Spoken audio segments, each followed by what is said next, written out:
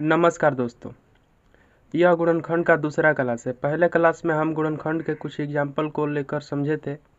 इस वीडियो में गुणनखंड किसे कहते हैं, अभाज्य संख्या क्या होती है, साथ ही ये भी देखेंगे कि 2 से कौन कौन संख्याएं कट सकती है, 3 से कौन कौन संख्याएं कट सकती है। एकदम आसान भाषा में आपको लिखकर बताए हुए हैं।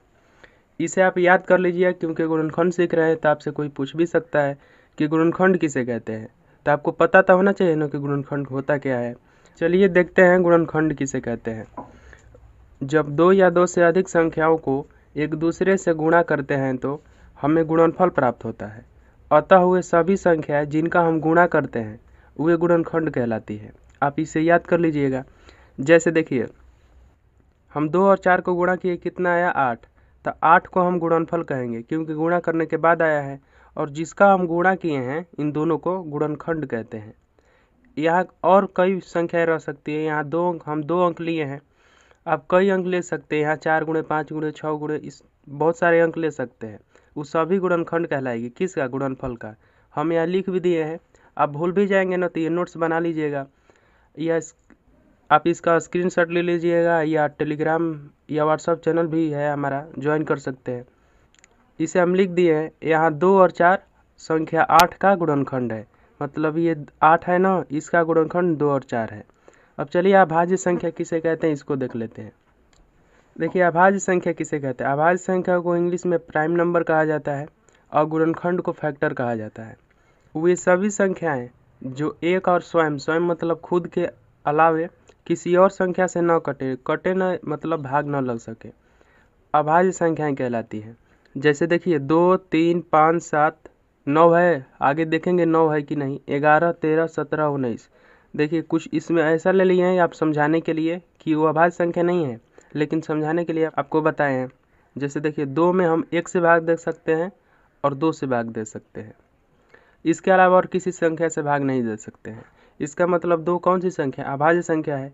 3 में भी हम 3 से भाग दे सकते हैं, मतलब ये 3 3 से कटेगा पूरा पूरा और 1 से कटेगा, और 5 1 से कटेगा और 5 से कटेगा, और किसी भी संख्या से नहीं कटेगा। इसमें 2 से भी भाग नहीं दे पाएंगे, 4 से भी नहीं, 3 से भी नहीं। 7 में भी हम 7 से भाग दे पाएंगे और 1 से भाग दे पाएंगे। इसके अलावा और किसी भी संख्या से भाग नहीं दे पाएंगे। देखिए, 9 को तो हम 9 से भाग दे सकते हैं और 1 से भाग दे सकते हैं। इसके अलावा आप 3 से भी भाग दे सकते हैं। तो इसका मतलब इसका 3 को गुणनखंड हो गया ना, 2 भी हो गया, 1 भी हो गया और 9 भी हो गया, 3 हो गया। तो वैसी संख्या ये अभाज्य संख्या नहीं है। बाकी सब कौन सी संख्या अभाज्य संख्या है, आपको समझाने के लिए ले लिए थे। उसके बाद 11 है, 11 से 11 में भाग दिया जाएगा और 1 से भाग दिया जाएगा, और किसी भी संख्या से भाग नहीं दे पाएंगे। 13 है, 17 है, 19 है। तो हम आगे ऐसे ही संख्या से भाग देंगे जो अभाज्य संख्या है।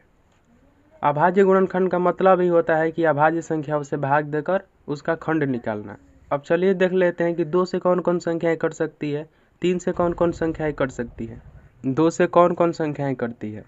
तो जिस संख्या का अंतिम अंक 0 हो या 2 के पहाड़ा में हो, तो वे सभी संख्या 2 से पूरा पूरा कटती है मतलब पूरा पूरा उसमें भाग लगता है। जैसे 2 को 2 में भाग दीजिएगा तो 0 से फल बचेगा।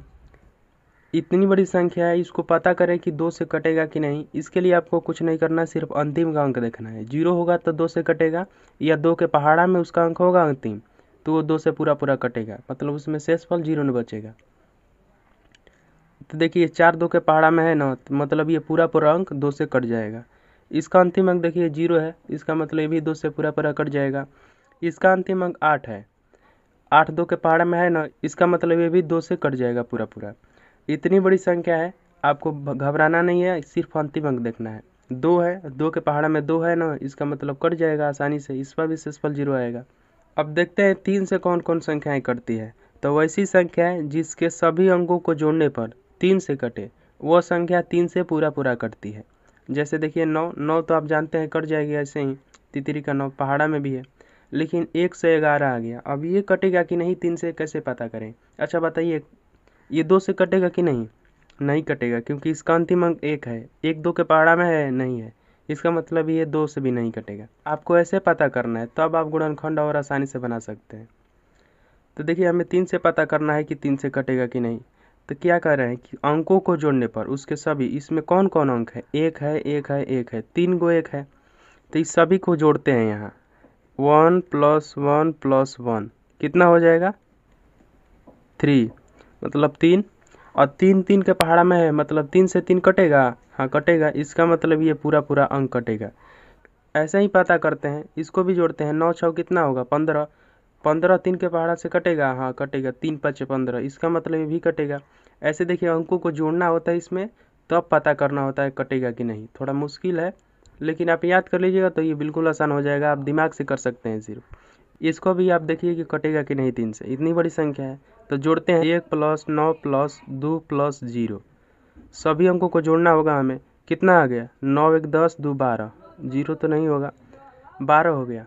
अब देखिए 3 के पहाड़ा में 12 है, हाँ है, 3 चौके 12, इसका मतलब ये पूरा पूरा कटेगा। तो इस वीडियो में इतना ही। अगले वीडियो में हम 5 से बताएंगे कि 5 से कौन कौन संख्याएं कटती है। आप ये थ्योरी है पढ़ लीजिए, उसके बाद गुणनखंड बनाने आपको कोई दिक्कत नहीं होगा। मिलते हैं अगले वीडियो में, धन्यवाद।